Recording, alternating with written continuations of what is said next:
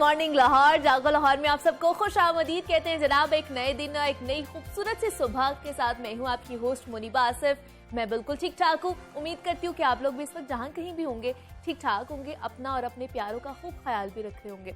मैं ना कल एक गैदरिंग में बैठी हुई थी तो एक चीज़ मैंने नोट की कि सोशल मीडिया किस कदर तेज़ी के साथ हमारे रिश्तों में फासले बढ़ाता जा रहा है। हम लोग पास होकर तो बैठे होते हैं लेकिन फिर भी हम पास नहीं होते। जब भी कोई इवेंट हो रहा होता है, कोई गैदरिंग होती है, हम सब आसपास बैठे तो होते हैं लेकिन हमारा सारा ध्यान सोशल मीडिया की तरफ होता है। वो कैसे होता है कि हम लोग उसकी वीडियोस बना रहे होते हैं, सेल्फियाँ ले रहे होते हैं और अपने जो ये यादगार लम्हात होते हैं ना, इन तमाम चीज़ों के चक्कर में हम बर्बाद कर देते हैं। और ख़ास तौर पर मेरे ख्याल से जब हम दोस्त काफ़ी अरसे बाद मिलते हैं, बैठक लगती है और हर किसी की कोशिश होती है कि अपनी कामयाबियां जल्दी से जल्दी गिनवा दी जाए। हमने इतने अरसे में ये अचीवमेंट कर ली है, ये ख़रीद लिया है, आगे ये करने वाले हैं, तो हम ये सिर्फ सुनाते हैं बल्कि दूसरों की सुनने की कोशिश नहीं करते हैं, जिसकी वजह से ना हमारे रिश्तों में फासले बढ़ते जा रहे हैं। एक तो फैक्टर है कि सोशल मीडिया की वजह से, दूसरा ये कि हम लोगों की सुनने के लिए उनकी सुनते नहीं है, सिर्फ अपनी सुनाने के लिए उन्हें सुनाते हैं।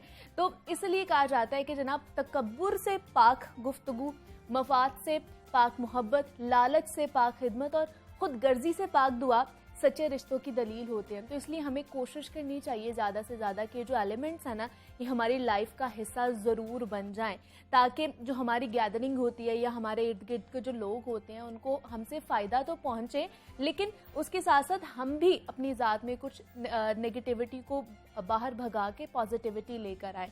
तो ये मुझे था कि आज आपके साथ मैंने शेयर करना है। तो अब आगे बढ़ते हैं और कुछ बात कर लेते हैं सेहत और फिटनेस के हवाले से। तो हमारी सेहत जितनी अच्छी होगी हम उतनी ही सेहतमंद ज़िंदगी गुजार सकेंगे, और जितना हमारा मुदाफ़ाती निज़ाम मतलब इम्यूनिटी हमारी मजबूत होगी ना, इतना ही हम बीमारियों के ख़िलाफ़ भी जो हमारी क़ुव्वत मुदाफ़त है वो बेहतर हो सकती है। और जनाब ज़ाहिरी बात है कि मुदाफ़ाती निज़ाम को मजबूत रखने के लिए अच्छी खुराक का होना इंतहाई ज़रूरी है। और अच्छी खुराक से मतलब एक ऐसी खुराक जो हमें मुनासिब कैलोरीज भी फराहम करे और ताकत भी दे। लेकिन महंगाई के इस दौर में जब फलों और गोश्त की कीमतों को पर लग चुके हैं इस वक्त, और आए दिन हम देखते हैं कि कीमतों में इजाफा भी होता जा रहा है, तो फल और गोश्त तो आवाम की कुव्वत खरीद से समझे कि बाहर ही जाते जा रहे हैं। तो ऐसे में ये सवाल जन्म लेता है कि फिर महंगाई के इस दौर में कुव्वत मुदाफ़त बेहतर बनाने के लिए किन ग़िज़ाओं का इस्तेमाल किया जाना चाहिए, कौन कौन सी सब्जियां और दालें इस्तेमाल की जाए कि मुनासिब कैलोरीज हमें मिल जाए और हमारा जो डिफेंस सिस्टम है वो भी स्ट्रांग हो जाए और ज़्यादा से ज़्यादा जो पैसे भी हैं हमें खर्च ना करने पड़े।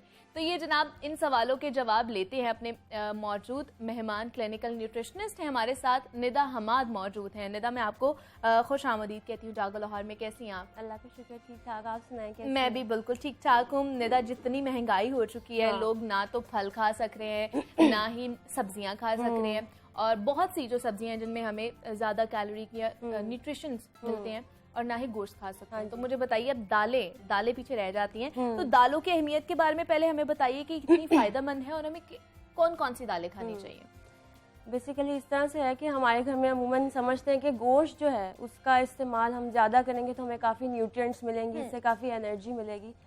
तो अगर प्रोटीन की बात की जाए तो दाल एक बहुत अच्छी सोर्स है प्रोटीन की।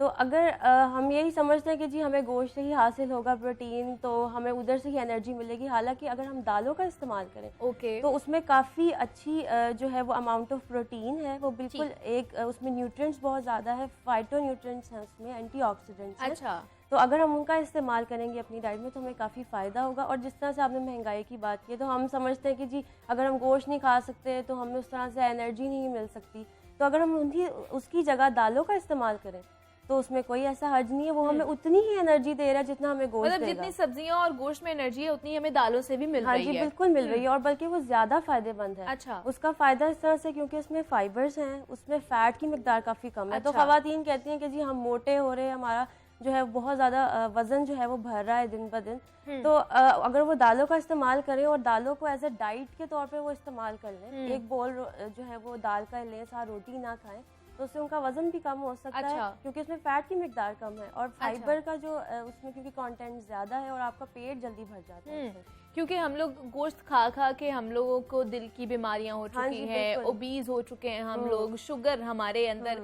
जो है वो पनप रही है, बल्कि बहुत ज्यादा बढ़ती जा रही है ये मूजी और बीमारियां ये हैं। वजह इसकी यही है क्योंकि फैट की कंटेंट उसमें बहुत ज्यादा है, तो इस वजह से दिल की बीमारियां भरी है, कैंसर जैसी बीमारियां भर रही हैं। क्योंकि मैं एक कैंसर के दायरे में काम करती हूँ, ओके। तो वहाँ पे मेरे पास जो मरीज आते हैं वो यही कहते हैं कि जी हम तो इस तरह से कुछ भी नहीं खाते जिस वजह से हमें ये मसाइल का सामना करना पड़ रहा है। हालांकि अगर उनसे उनकी डाइट पूछी जाए तो उनकी डाइट में गोश्त का इस्तेमाल जो है वो बहुत ज्यादा है और उसमें फैट होती है, तो उस वजह से एक तो उनका वजन भी बढ़ता है और आपको पता है वजन बढ़ने से जो है वो फिर कैंसर का भी ताल्लुक है।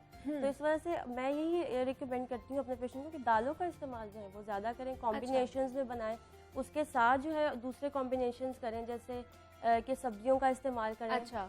और रायतों का इस्तेमाल करें उसके साथ। तो ये एक कॉम्बिनेशन से भी बहुत डिपेंड करता है कि किस तरह से आप उसको इनटेक करें, उसको लेकर किस तरह चल रहे हैं अपनी डाइट में। तो मुझे बताइए हफ्ते में कितने दिन दाल खानी चाहिए? 2 से 3 मरतबा आप दाल का इस्तेमाल कर सकते हैं। अच्छा। वो बहुत अच्छा है उसमें, लेकिन ये है कि उसको बना कैसे रहे ये डिपेंड करता है।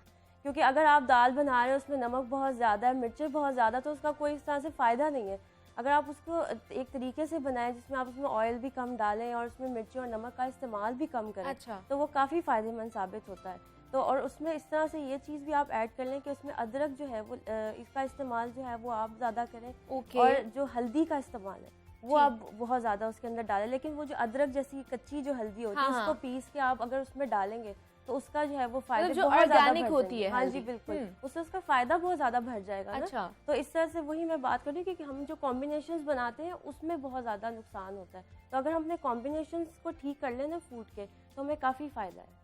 तो फिर दालों में कौन कौन सी दालें आ जाती हैं? मतलब माश है, साबुत मसूर है, बाकी चने की दाल है, बाकी भी और बहुत सी दालें हैं, तो कौन सी दालें ज्यादा फायदेमंद है जो हमें खानी चाहिए हफ्ते में? सारी दालें बहुत फायदेमंद है। मैं बिल्कुल भी ये नहीं कह सकती कि कोई एक दाल है जो फायदेमंद नहीं है। सब दालें ही बहुत फायदेमंद है। उसको कॉम्बिनेशंस में जिस तरह से मैंने आपको कहा कि इस्तेमाल कर सकते हैं, चावल और रोटी के साथ आप उसको इस्तेमाल कर सकते हैं। तो हर दाल जो है वो फायदेमंद है। कोई एक दाल मैं बिल्कुल भी नहीं कहूँगी कि ये ज़्यादा फ़ायदा देती है। सब दालें बिल्कुल बहुत ज़्यादा फ़ायदे दे देती है। हाँ, ये कह सकते हैं कि जैसे हमने माश की दाल जो है अगर उसका इस्तेमाल करें तो शायद उससे कुछ लोगों को शिकायत होती है कि हमें गैस हो गई है। तो ये इस तरह से प्रॉब्लम आ सकती है कुछ दालों से, ये जैसे माश की होगी। लेकिन बाकी ये है कि दालों का जो इस्तेमाल है वो सारे ही बहुत अच्छे हैं, तो उनको सब ही आप इस्तेमाल कर सकते हैं। लेकिन फिर कहते हैं कि बचपन से ही बच्चों को आदत डालनी चाहिए, तभी बड़े होके उनके टेस्ट जो है वो डेवलप होते हैं, टेस्ट बर्ड्स, और तभी वो इस साइड पे जाते हैं।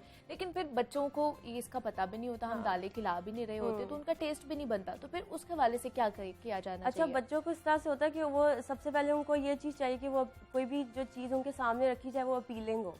अब उनके कोई भी अगर आप खाना उनके सामने रख रहे हैं तो मेक श्योर कि वो अपीलिंग हो। जैसे अगर आप दाल भी उनको दे रहे हैं तो साथ उनको सैलड दे दें। कलर्स ऐड करें उनकी डाइट के अंदर, तो उससे ये है कि वो काफ़ी अपीलिंग लगेगा, उनको खाने में मज़ा आएगा, उनको अच्छा लगेगा। उनको फन एक्टिविटीज़ बीच में डालें। जैसे अगर आप उनको रोटी दे रहे हैं साथ दाल उनको दे रहे हैं तो उनको खुद कहें कि रोटी तोड़ के उसमें डिप करें, तो उनके लिए एक एक्टिविटी भी है, उनको टेस्ट भी डेवलप होगा, उनके सामने आप खाएं, उनको एंजॉय करवा के खाएं। तो माएँ बेसिकली क्या करती हैं कि वो उनके सामने रख देती हैं और उनको जो है वो उनके साथ कोशिश नहीं करती कि वो खाएं। थोड़े पोर्शन में इनको दें, साथ कॉम्बिनेशंस दें, सैलेड का, रायते का, इस तरह से। तो ये है कि बच्चों को कलर्स देके वो काफी उनको एक्साइटेड हो जाते हैं कि लेकिन अच्छा निदा छोटे बच्चे होते हैं ना, जैसे साल के या 1.5 साल का बच्चा होता है, तो उसको हम लोगों ने प्रोटीन देना होता है, तो हम सबसे पहले हमारा ऑप्शन जाता है कि इसको चिकन दे दिया जाए। हाँ। चिकन के खिला दिया जाए ताकि वो उसको प्रोटीन की जो उसको मिकदार है वो पूरी हो जाए। तो दालों का भी कोई मिक्सचर बना के या कोई उस बच्चे को दी जा सकती है? खिचड़ी बना के दे सकते हैं आप बच्चों को। खिचड़ी बना के दें आप, उसमें ये है कि उसमें प्रोटीन बहुत ज़्यादा होती है, बच्चा खा भी लेता है, स्पून से उसको आप दे दें। खाली दाल भी जो है वो आप उसको बना के दे सकते हैं, उसको चम्मच के साथ दे सकते हैं, चावलों में मिक्स करके दे सकते हैं। इस तरह बच्चा जो है आराम से आसानी से खा लेता है और वो उसके लिए अच्छी भी है, और हमारा जो इम्यून सिस्टम भी इससे स्ट्रांग होता है बहुत ज़्यादा, वो बहुत बेहतरीन है। अगर हम जिस तरह हम गोश्त का इस्तेमाल करते हैं तो उससे काफ़ी बीमारियाँ हो जाती हैं, कैंसर की भी बीमारियाँ जो है वो गोश्त से हो जाती हैं। खास तौर पर जो इंटेस्टाइन में कैंसर होते हैं वो बहुत ज़्यादा फैलते हैं गोश्त के ज़्यादा इंटेक करने की वजह से। तो इस वजह से मैं यही रिकमेंड करती हूँ कि दालों का इस्तेमाल जो है वो ज़्यादा किया जाए अपनी डाइट में, क्योंकि उसमें एंटीऑक्सीडेंट्स वगैरह भी हैं, और मिर्च और नमक का जो है वो उसमें कॉम्बिनेशन ज़रा वो कम रखा करें, इसकी मकदारों को कम रखें और इस तरह से उसको इंटेक करें। तो मतलब जो हमारे अगर इस्तेमाल हम कर रहे हैं इसको ज़्यादा अगर इसका इस्तेमाल करना शुरू हो जाता है तो तमाम जितनी भी बीमारियां हैं, खासतौर पर मूजी बीमारियां हैं, उनसे हम बच सकते हैं। हाँ जी। वो दूर भाग जाएंगी हमसे। बिल्कुल ऐसा ही है। उसमें ये है कि अगर आप दाल इंटेक करते हैं ना, तो उससे ये है कि आपको ज़्यादा इंटेक करने से ब्लॉटिंग वगैरह का प्रॉब्लम आ जाता है, गैस हो जाती है आपको। आप कहते हैं कि मुझे जो है वो पेट में जो है वो मेरा वो काफ़ी सख्त महसूस हो रहा है, मुझे गैस हो गई है। लेकिन ये है कि बाकी जो है इसके फ़ायदे इतने ज़्यादा हैं कि जैसे CVD के कार्डियोवैस्कुलर डिजीज़ जो डिसऑर्डर्स वगैरह, दिल के मरीज़ जो लोगों को होते हैं, डायबिटीज़ जिस तरह जिसे कहते हैं, उस तरह के जो पेशेंट हैं उनको हम ये दालों का इस्तेमाल कह सकते हैं कि वो इनको इस्तेमाल करें, तो उससे उसको कोई नुकसान नहीं पहुंचेगा, बल्कि उल्टा फ़ायदा ही होगा। क्योंकि देखिए जिनको डायबिटीज़ है उनकी ऑलरेडी जो उनकी खून में शुगर की कंटेंट बहुत एलिवेट की गई बिल्कुल पाई जाती है, वो बहुत ज़्यादा ही होती है। तो जब हम उन लोगों को दालें खाने के लिए कहते हैं तो उनसे उनके जो है वो प्रोटीन भी मिल जाती है उनको, और उनका शुगर लेवल जो है वो भी एलिवेट नहीं करता ब्लड में, तो इस हद तक इसका फ़ायदा। तो मुझे बताइए, बहुत से लोग हैं पहले तो हम लोग खा रहे होते हैं और इस मौसम में आके हमें सर पे भूत चढ़ जाता है कि अब हमने पतला होना है, क्योंकि आपको पता है सर्दियों में तो हम लोगों ने खाबे उड़ाए होते हैं और ख़ासतौर पर खाए होते हैं। तो जब पतला हो रहे होते हैं तो मुख्तलिफ डाइट का भी इस्तेमाल करते हैं, बहुत से लोग आजकल कर भी रहे हैं, क्रैश डाइट है, कीटो डाइट है। लेकिन मुझे बताइए, क्या हम डाइट में दालें और ये चीज़ें ऐड ऑन करके, क्योंकि इसमें आपने जैसे बताया फैट कम है, तो हमारी डाइट और हमारा जो वजन है उसको कंट्रोल कर सकते हैं? बिल्कुल कर सकते हैं कंट्रोल। मैंने जिस तरह से आपको बताया कि दालों को आप खाली भी खा सकते हैं चम्मच के साथ, तो इसको एज अ डाइट बना लें कि जिस तरह से आप एक बोल लें, उसमें आप जिस तरह से आप दालें खाते हैं पका के, उसको आप इंटेक करें, ठीक है। तो लोग हम बेसिकली कॉम्बिनेशन तो हमने बनाए हुए हैं दाल को चावलों के साथ और रोटी के साथ, लेकिन बेसिकली दाल जो कुकड है वो खुद एक पूरा प्रॉपर मील है। तो आप उसको जब चम्मच से इंटेक करेंगे, एक टाइम का अगर उसको मील बना लेंगे, तो फैट की कंटेंट भी जो है वो आपकी डाइट में कम जा रही है, ठीक है, और वज़न भी नहीं बढ़ेगा। और जो ख़वातीन डाइटिंग कर रही हैं, जो कहती हैं कि जी हमारा वज़न बहुत ज़्यादा बढ़ गया, तो वो दालों का इस्तेमाल करें, वो एक टाइम पे उसको इंटेक कर लें। सारी दालों का इस्तेमाल कर सकती हैं? बिल्कुल कर सकती हैं, उसका कोई इस तरह से हर्ज नहीं है। कॉम्बिनेशन ने बनाए मिला के, जिस तरह से जैसे कॉम्बिनेशन यानी मिला के जिस तरह से आप मुख्तलिफ दालों को बना सकते हैं, वो सारी बहुत अच्छी रहती है। एग्जैक्टली। मुझे बताइए, जैसे रेड बीन्स है, लोबिया है, वो उसका भी बहुत ज़्यादा इस्तेमाल किया जाता है, उसकी इफादियत क्या है? उसकी इफादियत ये है कि उसमें एंटीऑक्सीडेंट्स होते हैं, काफ़ी प्रोटीन की जो है वो बहुत अच्छी सोर्स है, उसमें फाइटोन्यूट्रिएंट्स पाए जाते हैं, फोलेट होता है उसमें, और कैल्शियम तक भी पाया जाता है, तो ये काफ़ी ज़बरदस्त है। आप इसको अपनी डाइट में बिल्कुल ऐड कर सकते हैं। ख़ास तौर पे सैलड्स ख़वातीन बना सकती हैं, उसमें बीन्स डाल सकती हैं, उसमें लीमू निचोड़ लें और इस तरह से उसका एक कॉम्बिनेशंस बना के तो उसको इंटेक कर सकती हैं, ये बहुत ज़बरदस्त। और दालों में कहते हैं कि चने की दाल में ख़ास तौर पर कहते हैं कि उसकी वजह से यूरिक एसिड का भी प्रॉब्लम होना शुरू हो जाता है, ये ठीक है? बिल्कुल ऐसा ही है। उसमें ये है कि यूरिक एसिड बढ़ जाता है, अगर आप उसको, जिन लोगों को यूरिक एसिड का प्रॉब्लम है उनको आप ये दालें जो है वो रिस्ट्रिक्ट कर देते हैं। अच्छा, ठीक है। लेकिन जो पेशेंट नहीं है इस तरह का, जिसको कोई इस तरह का प्रॉब्लम नहीं है, एक नॉर्मल इंसान है, वो बिल्कुल इसको इंटेक कर सकता है, बल्कि वो बहुत अच्छा सोर्स ऑफ प्रोटीन। लेकिन जिनको अगर यूरिक एसिड की प्रॉब्लम है या बाकी बीमारियों के उनको लाहक हैं, तो वो फिर कौन कौन सी दालों से इज्तनाब करें? जैसे कि चने की दालों से इज्तनाब करें, ठीक है, और माश की दाल को ना लें, इस तरह से ये दाल जो है इसको इंटेक ना करें। बाकी सारी दालें बिल्कुल ठीक है, वो इंटेक कर सकते हैं। मसर की दाल होगी जैसे, ये सारी दालें बहुत अच्छी हैं, इसको आपको बनाएं और इसको इंटेक कर सकते हैं। मतलब अगर हमें पता नहीं है तो इनका हमें साइड इफेक्ट भी हो सकता है? बिल्कुल, यानी कि जिस तरह से मैंने वही बताया ना, जिससे आपने चने की दाल की बात की है, अगर हमें नहीं पता कि इससे यूरिक एसिड भी बढ़ सकता है और हम इंटेक करी जाए, तो इस चीज़ की हमें खुद नॉलेज रखनी चाहिए, इसको समझना चाहिए कि हम एक मिकदार है, उससे ज़्यादा भर के चीज़ों को इस्तेमाल ना करें, चाहे वो दाल ही क्यों ना हो। कोई भी चीज़ आप इंटेक करते हैं उसको एक उसकी सर्विंग साइज़ होता है, उससे ज़्यादा उसको भर के इंटेक नहीं करना चाहिए, क्योंकि अगर वो बहुत फ़ायदा भी दे रही है तो वो टॉक्सिसिटी भी कर सकती है। अगर आपको ज़्यादा इंटेक करते हैं तो उससे आपको नुकसानात भी हो सकते हैं। और निदा, सूप पीने के हम लोग बहुत ज़्यादा शौकीन होते हैं, सर्दियों में खासतौर पर पीते हैं, और क्या हम दालों का सूप भी पी सकते हैं? लेंटन सूप भी बहुत ज़्यादा कहा जाता है और बुजुर्गों को भी दिया जाता है, तो इस तरह के सूप पी सकते हैं? हाँ जी, बिल्कुल पी सकते हैं। उसमें यह है कि आप सूप बनाएं एक अच्छा सा दालों का, उसमें आप सब्जियाँ डाल लें, हाँ। उसकी भी उसमें एनर्जी आ जाएगी, वो भी उसमें न्यूट्रिएंट्स उसकी ज़्यादा जो है वो भर जाएंगी। तो सूप्स की डिफरेंट रेसिपीज़ हैं, लेकिन ये है कि दालों के साथ अगर आप सब्जियां डालेंगे तो और भर जाएगी उसकी एनर्जी। अगर दालों के साथ मिक्स एंड मैच करना है सब्जियों के हाँ साथ जी। तो कौन सी फिर सब्जियां उनमें ऐड ऑन गाजर डाल लें आप लोग, कैबेज डाल लें, मटर डाल लें, इस तरह की ब्रोकली डाल लें बीच में। तो इस तरह की सब्जियों को आप बीच में जब डाल के उसका सूप निकालेंगे तो उसकी न्यूट्रिएंट्स तो जाहिर सी बात है बहुत ज़्यादा भर जाएंगी और बहुत हमें फ़ायदा देगा। तो सूप्स तो वैसे ही बहुत अच्छे होते हैं, लेकिन दालों का इस्तेमाल अगर आप सूप्स में करना चाहते हैं, कुछ लोग लेना चाहते हैं डाइटिंग की अगर तौर पे बात की जाए, अगर वो कहना है कि जी हम वज़न कम करना चाहते हैं, तो ये बहुत अच्छा एक जो है वो फूड की प्रोडक्ट है कि आप उसको सूप के तौर पे इस्तेमाल करें। और दूसरा काले चने और वाइट चने भी जैसे खाए जाते हैं और इन्हीं की फैमिली में आते हैं। तो मुझे बताइए, कहा जाता है कि अगर किसी ने बीमारी से कोई रिकवर हो रहा है तो उसको काले चने का सूप पिलाना चाहिए, जो शोरबा हम लोग पीते हैं उसका, वो बहुत फायदेमंद है। हाँ। किस तरह फायदेमंद है, क्या क्या न्यूट्रिएंट्स उसमें हमें मिलती हैं? हाँ जी, जिस तरह से मैंने पहले भी बताया था कि इसमें काफ़ी न्यूट्रिएंट्स मिलते हैं। उसमें ये कि काले चनों का जो शोरबा बना लेते हैं और साथ चावलों का लेते हैं, उसको कॉम्बिनेशन में बना के खाते हैं, तो उसमें काफ़ी एनर्जी है। उसमें यह है कि आपका जो है वो वज़न भी बढ़ाता नहीं है, लेकिन न्यूट्रिएंट्स आपको काफ़ी दे देते हैं, जैसे फाइटो न्यूट्रिएंट्स वगैरह है और दूसरे डिफरेंट किस्म के न्यूट्रिएंट्स हैं जो आपको मिल सकते हैं उसको खाने से। तो ये बहुत अच्छा है कि जो लोग रिकवर करना चाहते हैं, जो वापस अपनी एनर्जी दोबारा लेके आना चाहते हैं, तो वो इन चीज़ को इंटेक कर सकते हैं। ठीक है जी, निदा हमाद हमारे साथ मौजूद थी, क्लिनिकल न्यूट्रिशनिस्ट हैं। निदा, बहुत शुक्रिया आपके वक्त का, आप यहाँ पर आई हैं।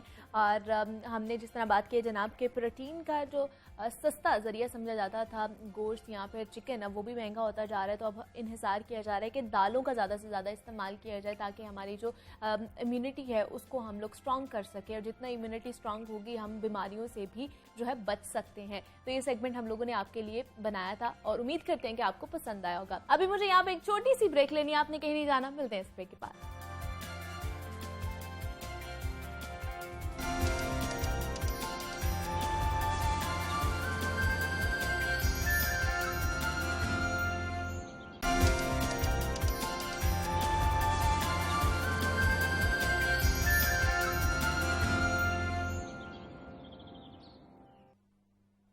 वेलकम बैक टू जागो लाहौर। जनाब, सेगमेंट है हमारा सेल्फ ग्रूमिंग के हवाले से, जिसमें हम बात करेंगे कामयाबी के हवाले से, और हमारे जो एक्सपर्ट मेहमान होते हैं वो ज़िंदगी में कामयाबी हासिल करने के हवाले से हमें रहनुमाई देते हैं। और इंसान और जानवरों में फ़र्क भी यही है, सोच और फिक्र का। अल्लाह ताला ने इंसान को सोचने और समझने की सलाहियत से नवाजा है, और इंसान की ये सोच और जो फिक्र है ये उसे अशरफुल मखलूकात के ओहदे पर भी फाइज करती है। और इंसानी दिमाग में बेवक्त वक्त हम कई सोचे सोच रहे होते हैं, कई ख्यालात हमारे दिमाग में जन्म ले रहे होते हैं। उनमें से कुछ जो थॉट्स होती हैं वो पॉजिटिव होती हैं, कुछ नेगेटिव थॉट्स होती हैं, कुछ तख्लीकी होती हैं, कुछ तख्रीबी भी होती हैं। तो इंसान ने किस ख्याल को और किस सोच को परवान चढ़ाना है, ये काफ़ी हद तक उसके कंट्रोल में होता है। लेकिन ज़िंदगी में कामयाबी के लिए तख्लीकी सोच बहुत अहमियत भी रखती है, और हम सिर्फ थोड़ी सी कोशिश और तवज्जो से अपनी तख्लीकी सलाहियत को बेहतर बना सकते हैं। तो बेहतर तख्लीकी सलाहियत हमारे काम या कारोबार, हमारे ताल्लुकात, हमारी जो घरेलू ज़िंदगियाँ हैं उनमें खुशगवार तब्दीलियाँ भी लेकर आती हैं। तो हम अपनी तख्लीकी सलाहियत को कैसे बेहतर बना सकते हैं, इस हवाले से आज हम बात करेंगे। और इस हवाले से मारूफ राइटर हैं, माहिर नफ्सियात हैं और ऑक्सफोर्ड यूनिवर्सिटी के प्रोफेसर हैं एडवर्ड डी बोनो की 6 थिंकिंग हैट्स के नाम से एक टेक्निक भी काफ़ी मकबूल है, किताब है ये। और ये टेक्निक्स है क्या, और डी बोनो की ये टेक्निक कब और कैसे इस्तेमाल होनी चाहिए, ये जानते हैं अपने एक्सपर्ट मेहमान से जो हमारे साथ मौजूद हैं आज। अहमद फवाद साहब हैं, लाइफ कोच हैं और ट्रेनर भी हैं। अहमद साहब, मैं आपको खुश आमदीद कहती हूँ जागो लाहौर में। कैसे हैं आप? बिल्कुल ठीक, बहुत शुक्रिया आपको बुलाने। अहमद साहब, हाल ही में हमने जो एडवर्ड डी बोनो की किताब है 6 थिंकिंग हैट्स, इसके बारे में हमने रिव्यू किया, लेकिन हम इस किताब के बारे में डिटेल में जानना चाहते हैं। उसमें इसने बताया कि आप सोचने समझने की सलाहियत को किस तरह एनहांस कर सकते हैं विद 6 थिंकिंग हैट्स। तो इस कॉन्सेप्ट के बारे में हमें बताइएगा, क्या कहना चाहता था एडवर्ड डी बोनो? इसमें सबसे पहले मैं अगर इंट्रोडक्शन उसका डिबोनो का दे दूं, डिबोनो की 57 प्लस बुक्स हैं, और जिसमें से 40 के करीब हैं जो सिर्फ थिंकिंग पे है। Okay. Teach your child how to think, teach yourself how to think, 6 thinking hats और पैरेलल थिंक, बहुत सारी हैं इसकी इसी तरह से। तो इसका काम मेनली थिंकिंग पे है। लेकिन ख़ास बात क्या है डिबोनो की और बाकी जो थिंकिंग की, जैसे इसमें इसने बड़ा कैटेगोरिकली जिक्र किया हुआ है कि सोक्रेटिस और अरिस्टोटल, पुराने ज़माने के जो बड़े थे, सुकरात और अफलातून, अरस्तु, ये भी ज़ाहिर है सोचने वाले लोग थे। और इन्होंने थिंकिंग पैटर्न्स पे बहुत ज़्यादा काम किया और सजेशंस दी। बिल्कुल। लेकिन वो कहता है इन्होंने तकरीबन 2300 साल जब से ऑनवर्ड्स अभी तक अच्छा।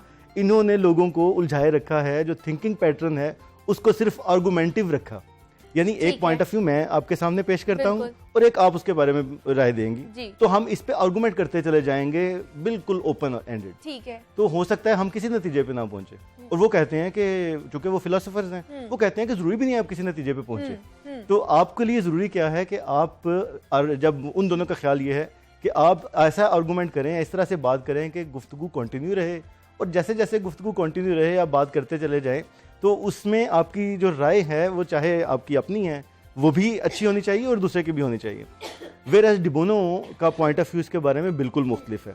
डिबोनो क्या कहता है, वो कहता है भाई आपको सिर्फ वो कि जैसे हम लफ्ज़ इस्तेमाल करते हैं ना, तनकीद बराए तनकीद नहीं करनी, तो आपको आर्गूमेंट इसलिए नहीं करना कि आर्गूमेंट करना है और बात कहीं भी चली जाए, कोई मसला नहीं है। ये है ऐसी बुक जो कि प्योरली कॉर्पोरेट सेक्टर के लिए, ठीक है, और प्रॉब्लम सोल्यूशन के लिए बनाई गई है। अच्छा। इसमें वो कहता है कि आपको जो भी सोचना है, उसके लिए आपको टाइम रखना होगा। ओके। सो मल्टीनेशनल कंपनीज जो हैं उनके सीईओज का कहना यह है कि हमारी 4-4 घंटे की मीटिंग जो थी वो छोटी होके 12 से 16 मिनट पे आ गई। अच्छा। होता क्या है, इसका तरीकाकार क्या है, वो कहता है आर्गुमेंटिव ना हो, आपको हर बात पे उलझना नहीं है, बल्कि आप अपने पास रखें। अगर प्रैक्टिकली आप इसको करना चाहते हैं एज अ ग्रुप, दो तरीके हैं, एक ग्रुप के तौर पे कर सकते हैं और एक इंडिविजुअल के तौर पे कर सकते हैं। एज अ ग्रुप आप अगर करते हैं तो आप अपने पास हेड्स रख लें काफी सारे, और जो वो सजेस्ट कर रहे हैं जिसको हम डिस्कस भी करेंगे, आप सबसे पहले अनाउंस करते हैं, एक बंदा अनाउंस करता है कि जी व्हाइट हेड पहने सब लोग, तो सब व्हाइट हेड पहन लेंगे, फिजिकली पहन लेंगे। ठीक है। उसका मतलब क्या होगा कि अब आपने जो भी प्रॉब्लम सॉल्व करना है उसके बारे में इंफॉर्मेशन देना शुरू कर दें। ठीक है, सही है, डेटा अवेलेबल जो भी है। फिर वो थोड़ी देर के बाद 2 मिनट या 3 मिनट के बाद ये टाइम पहले तय होगा कि हर हेड पे कितना टाइम लगाना है। ओपन एंडेड नहीं होगा। ठीक है। फिर वो कहेगा जी इसका टाइम आप, अब जो भी आपके ख्यालात आ रहे हैं उनको उठा के बाहर फेंक दें। अच्छा, और नया जो है नई हेड पहनेंगे और उसके बारे में सोचेंगे। उसके बारे में सोचेंगे। तो स्टेप वाइज आप अगर 2 मिनट पर हेड डिसाइड करते हैं तो 12 मिनट में डिसीजन लेके आप उठ चुके होंगे और वो आपका सोल्यूशन हो चुका होगा प्रॉब्लम का। ठीक है। तो this is what he suggest कि ओपन एंडेड नहीं होना चाहिए, स्ट्रक्चर्ड हो और उसका कोई मतलब नहीं। हमें तो बहस करना वैसे ही पसंद है, आपको पता है पाकिस्तानी अवाम जो है वो हर चीज में बहस करती है। जी बिल्कुल। तो वो कहता है ऐसा नहीं करना, आप डिस्कशन करें और वो प्रोडक्टिव होनी चाहिए, उसका कोई फायदा हो, नतीजा निकले। ठीक है। सो this is what the introduction is all about. आगे हम अगर हैट्स की बात करें, जी उसकी पहली जो हैट है वो मेरे ख्याल से ब्लू कैप है, जिसको कहता है कि प्रोसेस के हिसाब से हमें करना चाहिए, लेकिन किस स्टेज पे हमें समझ नहीं आ रही होती। जैसे मैं बता रही थी कि हमारे दिमाग में बहुत सारी चीजें एक साथ ही चल रही होती हैं, तो हम एक चीज को पिक करने के हवाले से समझ नहीं आ रही होती किस स्टेज पर हमें जाके पिक करना है। बिल्कुल ठीक है। इसमें मुनीब भाई ये है, ब्लू हेड का जो काम है वो है पूरी की पूरी थिंकिंग प्रोसेस जो चल रहा है ना उस वक्त मीटिंग रूम में, उसको मॉनिटर करना और समराइज करना। ठीक है। अब वो मॉनिटर कैसे करेगा, वो यही चेक रखेगा कि कितनी देर ये चीज चल रही है, इसको कंक्लूड होना चाहिए विद इन 2 मिनट्स और 3 मिनट्स जो डिसाइड किया आपने, और उसका आउटकम क्या निकल रहा है। एक हेड पहनने से आपने क्या क्या चीजें नोट की। मसलन हम एक छोटी सी प्रॉब्लम ले लेते हैं। ठीक है। मैं कहता हूँ हम डिसाइड करते हैं कि हमें एक घर लेना है लाहौर शहर में। ये है प्रॉब्लम स्टेटमेंट। ठीक है। ठीक है। अब हम व्हाइट हेड पहन लेते हैं। ठीक है। सब, और 2 मिनट के लिए वो साहब जो हैं, वो जो ब्लू हेड जिनको हमने दिया है, जिसकी आपने बात की है, वो समरी लेंगे, सारा डेटा कलेक्ट करेंगे। हम सब बैठ के क्या करेंगे, हम लिखेंगे कि इस एरिया का हमने डिसाइड किया, वहाँ पे सिक्योरिटी के क्या हालात हैं, वहाँ पे फी मरला किस तरह से सेल हो रहा है, वहाँ पे क्या कंडीशंस हैं कि क्या आप डबल स्टोरी या ट्रिपल स्टोरी बना सकते हैं, नहीं बना सकते। अच्छा, उस एरिया में रहने वाले लोग कैसे हैं, जैसे जर्नलिस्ट कॉलोनी है, डॉक्टर्स कॉलोनी है, वगैरह वगैरह। तो उसके बारे में जितना डेटा अवेलेबल है वो सारा हम करेंगे व्हाइट हेड के तहत।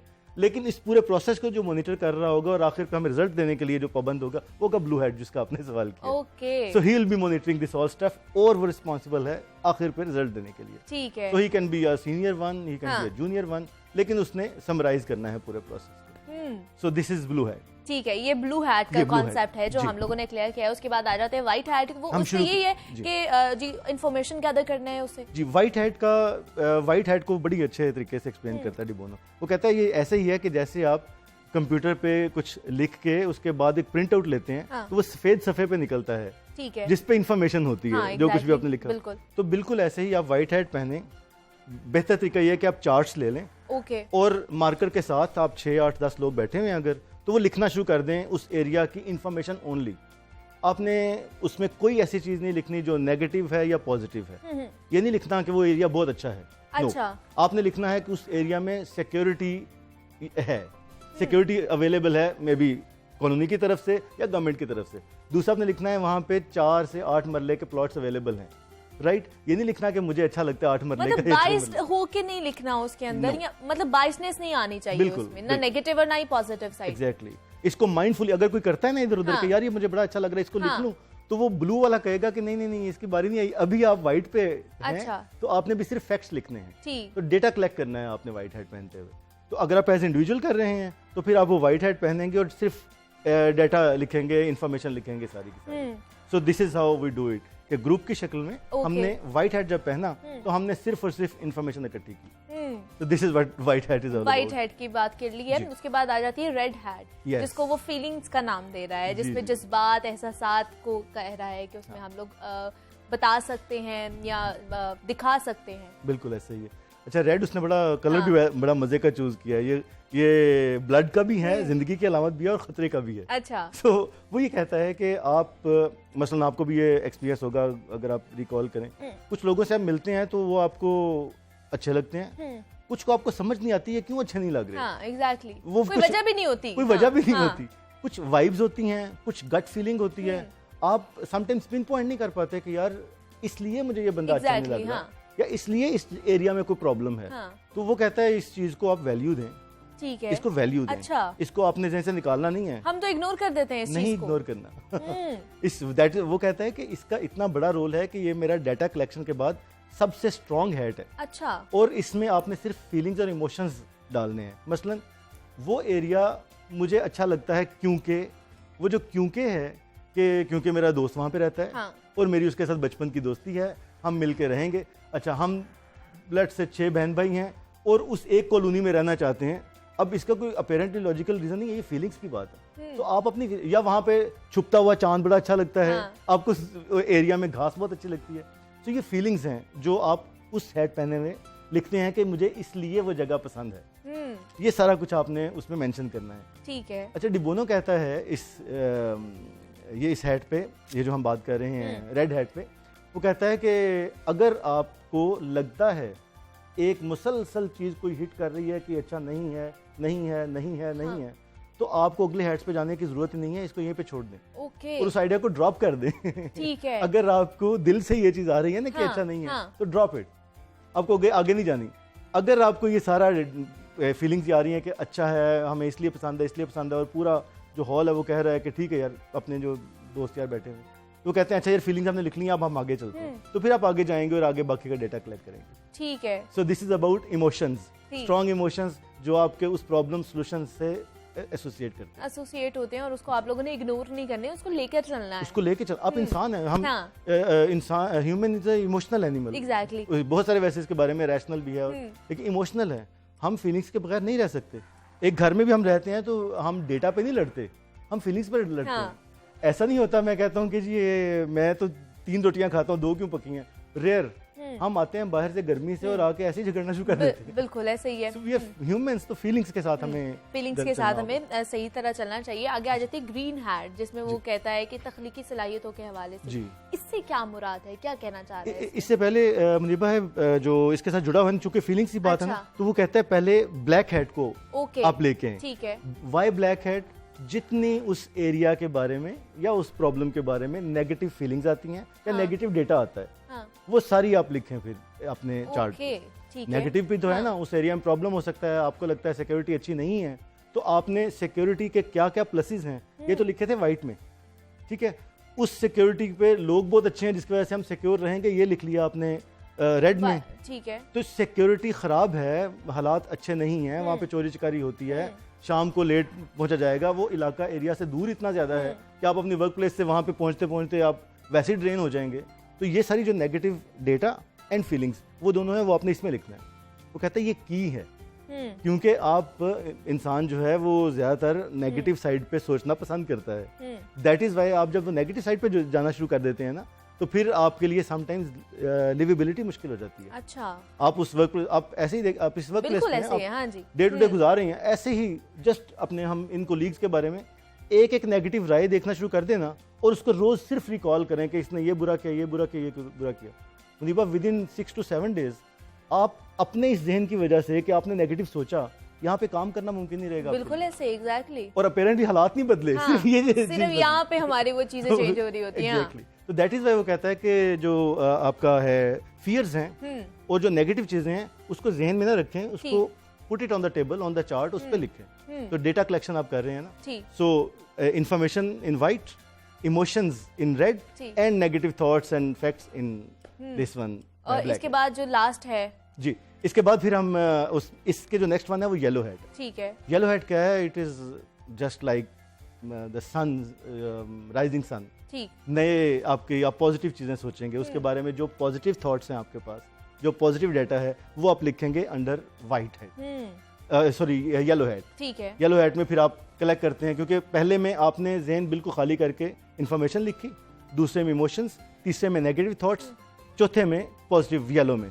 जैसे कि सुबह सूरज उगता है तो हम चाहते हैं कि अच्छा हम सोचें, तो अच्छी चीजें, पॉजिटिव साइंस, डेटा हो गया, फैक्ट्स हो गए, इमोशंस हो गए, वो सब उसमें लिखेंगे। ठीक है। और एंड में ग्रीन आ जाती है। एंड देन ग्रीन में है, वो कहता है कि ये तो डेटा है ना, ये तो सब कुछ लिखा लिखाया है और ऑलरेडी अवेलेबल इंफॉर्मेशन है। Think out of the box, आपको क्रिएटिव होना है कि घर कैसा खूबसूरत बनाना है, उसमें अब मेरी मर्जी की चीजें अब उस पे रिजल्ट आना है हमारा। उसमें नहीं, उसमें आपने क्रिएटिविटी के साथ करना है, नई आइडियाज लेके आना जो शायद किसी और ने उस इलाके में ना किए हो। ठीक है। और फिर वो आखिरी पे जो आएगा, जो जहाँ से हमने शुरू किया था, वो लूप होगी क्लोज, वो ब्लू हैट, वो अनाउंस करेगा कि ये डाटा कलेक्ट हुआ व्हाइट में, ये रेड में, ये ब्लू में वगैरह, सॉरी येलो में और व्हाइट। तो इसके नतीजे में हम यहाँ पे पहुंचे और ये रिजल्ट है, ये रिजल्ट निकला है, जो 12 मिनट का रिजल्ट है वो ये निकला है।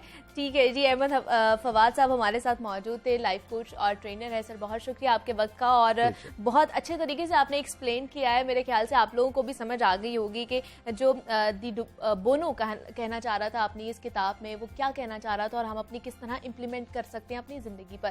तो ये एक किताब के बारे में हमने बात कर ली, और आपको पता है हमारा सेगमेंट भी होता है जिसमें हम किताबों का रिव्यू करते हैं, और अहमद हमाद साहब हमारे साथ इस सेगमेंट में मौजूद होते हैं। और आज देखते हैं कि वो कौन कौन सी किताबों से हमारा तारुफ करवाने जा रहे हैं, तो फिर उन्हीं की तरफ चलते हैं और सुनते हैं। जी अहमद साहब बताइए हमें। बहुत शुक्रिया मुनीबा। आज जो किताब हम डिस्कस करने जा रहे हैं वो दरअसल किताबों का मजमुआ है, 3 वॉल्यूम्स पे मबनी है। और इस जो सीरीज़ है, इस सीरीज़ की सबसे पहली किताब है आबे कौसर, दूसरी है रूदे कौसर और तीसरी है मौजे कौसर। और ये किसके बारे में किताब है, अभी मैं आपको अर्ज़ करता हूँ एक छोटा सा इक़्तिबास सुना के। एक मगरबी मुबस्सर ने लिखा है कि सही और पायदार तरक्की के लिए 3 चीज़ों की ज़रूरत होती है: open mindedness, continuity with the past, और तीसरी है सेंस ऑफ रिस्पॉन्सिबिलिटी। माजी से आपका जुड़ाव मुसलसल रहे, यानी माजी के तसलसल के साथ आप जुड़े रहें, और कुशादा जहन हो, चीज़ों को एक्सेप्ट करें, तंग जहन ना हो, और तीसरा है कि आपके अंदर ज़िम्मेदारी का एहसास हो। गालिबन ये जो तीनों किताबें हैं, इसी चीज़ को मद्देनज़र रख के शेख मोहम्मद इकराम ने लिखी हैं। सबसे पहले वॉल्यूम की तरफ आते हैं, जो इस सीरीज़ का पहला जो किताब है आबे कौसर, शेख मोहम्मद इकराम, और ये शाया की है इदारा सकाफ़त इस्लामिया ने। खूबसूरत किताब है। असल में ये किताब मैंने क्यों मुंतखब की, वजह यह है कि हम आज तक सियासी तारीख़ तो पढ़ते हैं, और तारीख़ की जितनी भी किताबें आपको मिलेंगी ज़्यादातर वो सियासी होंगी, पॉलिटिकल। कहते हैं ना, history is actually the his story. तो his story actually capital H के साथ, यानी king's story is the history. तो इसलिए सारी कहानी जो होती है तारीख़ में वो पॉलिटिकल होती है। लेकिन ये जो कहानी है ये पॉलिटिकल नहीं है, ये इन्होंने इल्मी और मजहबी तारीख़ बयान की है, और सिर्फ बड़े सगीर की बयान की है। ये बड़ी दिलचस्प बात है।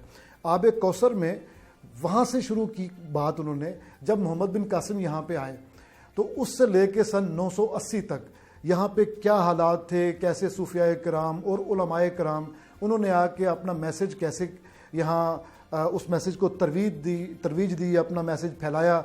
जो अव्वलीन मुसलमान थे बरे सगीर के, उन मुसलमानों में जो प्रोमिनेंट हुए वो मुसलमान कौन से थे और उनकी इल्मी खिदमात कौन सी हैं। तो ये सारी किताब, ये वाला जो वॉल्यूम है, ये इसको डिस्कस करता है। और कैसे बांग्लादेश में भी जाहिर है जब मोहम्मद बिन कासिम आए तो आए तो वो सिंध, देबल, उसके बाद ये इस्लाम काफ़ी तेज़ी से फैला और पूरे हिंदुस्तान में फैलता चला गया। बाय 1980, बाय 980, 980 ये काफ़ी देर दूर तक फैल चुका था। उसके बाद इन्होंने इस किताब को ख़त्म किया और रूद कौसर की तरफ आए। रूद कौसर के बारे में उन्होंने ये कहा कि इस किताब में हम अब आगे इस्लामी हिंद और पाकिस्तान की मजहबी और इल्मी तारीख़, अहद मुग़लिया, यानी इस्लामी हिंद का जो उरूज गिना जाता है वो मुग़लिया दौर है। मुग़लिया दौर में शहनशाह अकबर हो, चाहे ज़हीरुद्दीन बाबर हो, चाहे उसके बाद जहांगीर हो, शाहजहां हो, और इन सब का जो बेहतरीन शक्ल थी वो शेख मुजद्दद अल-फ़सानी रहमतुल्लाह अलैह की तालीमात के ज़रिए असर हज़रत औरंगज़ेब आलमगीर, उन्होंने जिस तरह कहते हैं कि अशोका के बाद अगर बड़े सग़ीर सारा जो ग्रैंड इंडिया, ग्रेटर इंडिया, ये सारी बड़ी रियासत बनी थी वो औरंगज़ेब आलमगीर के ज़माने में बनी थी, तो उसका भी जिक्र है और उस ज़माने के उलमाए कराम का भी जिक्र है। और सलासल जो हैं तसव्वुफ़ के, चिश्तिया, कादरिया, सोहरवर्दिया, नक्शबंदिया, उसके जो क्या मामला थे, कौन कौन से बुज़ुर्ग थे, कहाँ कहाँ पे ये तरवीज होती रही, किस तरह के मसाइल का सामना करना पड़ा, सैयद अहमद बरेलवी शहीद का मामला क्या हुआ, ये सब चीज़ें। और उसके बाद फिर आखिरी किताब है मौज कौसर। मौज कौसर जो है इसी कड़ी की आखिरी किताब है और इसके अंदर जो है मुसलमानों की मजहबी और इल्मी तारीख़ का दौर जदीद 19वीं सदी से ज़माना हाल तक। ये ज़माना हाल जब ये लिख रहे थे तो इन्होंने आके अल्लामा इकबाल पे, तकरीबन अल्लामा इकबाल पे आके ख़त्म कर दी। ज़ाहिर है इकबाल एक बहुत बड़ी शख्सियत ही नहीं, वो मूवमेंट भी हैं। मौलाना उबैदुल्लाह सिंधी भी इसमें शामिल हैं। तो ये किताब, इसके बारे में ये कहा जाता है कि अगर आपके पास टाइम नहीं है बहुत सारी किताबें कुतुब खाने में जाके पढ़ने की, और अगर आपको एक ही जगह पे बहुत सारा इल्म चाहिए इस्लाम के इल्मी और मजहबी तारीख़ के हवाले से, तो आपको कहीं और जाने की ज़रूरत नहीं है। शेख साहब की ये किताबें, 3 किताबें ख़रीद लें, यानी ये एक सिलसिले की 3 कड़ियाँ हैं, ये ख़रीद लें और बैठ के पढ़ें और फिर देखें कि आपको एक ही नशिस्त में कितने ज़्यादा मालूमात मिलती हैं, कितना इल्म हासिल होता है और आपका विज़न बढ़ता है। तो मैंने भी इससे बड़ा इस्तिफ़ादा किया। जब भी कभी मुझे दिक्कत पेश आती है कि अच्छा ये देखूं कि शाह वलीउल्लाह की क्या कंट्रीब्यूशन है, शेख मुजद्दद अल-फ़सानी की क्या कंट्रीब्यूशन है, तो मैं इसी किताब को उठाता हूं। तो जनाब, अगर आप इस्लामिक स्टडीज़ के स्टूडेंट हैं, तारीख़ के स्टूडेंट हैं, लिटरेचर के स्टूडेंट हैं, तो आपके लिए ये किताब अक्सर की हैसियत रखती है। और जनाब अहमद हमाद साहब हमारे साथ मौजूद थे, बहुत शुक्रिया। आपने एक सीरीज़ थी किताबों की जिसके हवाले से उन्होंने आज हमारा तारुफ कराया है, हमें बताया है। तो यहाँ पे एक छोटी सी ब्रेक लेनी है, मिलते हैं इस ब्रेक के बाद।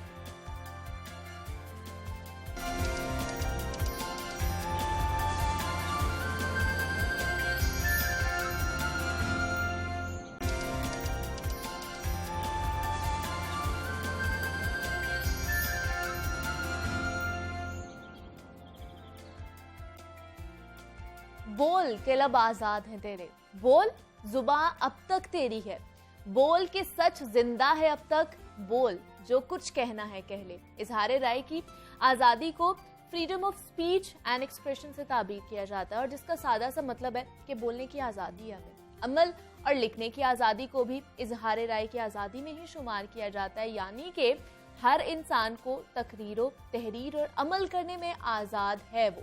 और इक़वाम मुत्तहिदा के माबैन और बैनुल-अक़वामी चार्टर की शिक नंबर 19 के मुताबिक हर शख्स को अपनी राय रखने और इजहार राय की आज़ादी का हक हासिल है। लेकिन आज के दौर में सच लिखना और बोलना बहुत मुश्किल हो चुका है। हर सियासी पार्टी जब ऑपोजिशन में होती है तो सहाफ़ियों के साथ खड़ी हुई होती है, आज़ादी सहाफ़त का अलम बुलंद करती है। लेकिन यही पार्टीज जब हुकूमत में आती हैं तो उनको सहाफ़ी बहुत बुरे लगने शुरू हो जाते हैं और उनकी आवाज़ को दबाने के लिए मुख्तलिफ हथकंडे इस्तेमाल किए जाते हैं और ये तारीख एक मरतबा फिर दोहराई जा रही है। हुकूमत पर होने वाली तनकीद को रोकने और सहाफ़ियों पर दबाव बढ़ाने के लिए कुछ रोज़ पहले सदर ममलिकत डॉक्टर आरिफ अलवी ने प्रिवेंशन ऑफ इलेक्ट्रॉनिक क्राइम्स तरमीमी ऑर्डिनेंस के साथ साथ इलेक्शन एक्ट में तरमीम का ऑर्डिनेंस जारी किया, जिसके तहत जाली खबर देने वाले के खिलाफ सख्त सजाएं तजवीज़ की गई हैं और जमानत भी नहीं होगी और किसी को भी इसना हासिल नहीं होगा। तो पीका तरमीमी ऑर्डिनेंस 2022 लाहौर हाईकोर्ट में इस वक्त चैलेंज कर दिया गया है। तो इस ऑर्डिनेंस के हवाले से क्या क्या एतराज़ात उठाए जा रहे हैं, इस पर आज हम बात करेंगे। हमारे साथ इस वक्त मौजूद हैं एडवोकेट ख्वाजा मोहसिन अब्बास हैं, secretary Lahore high court bar association है।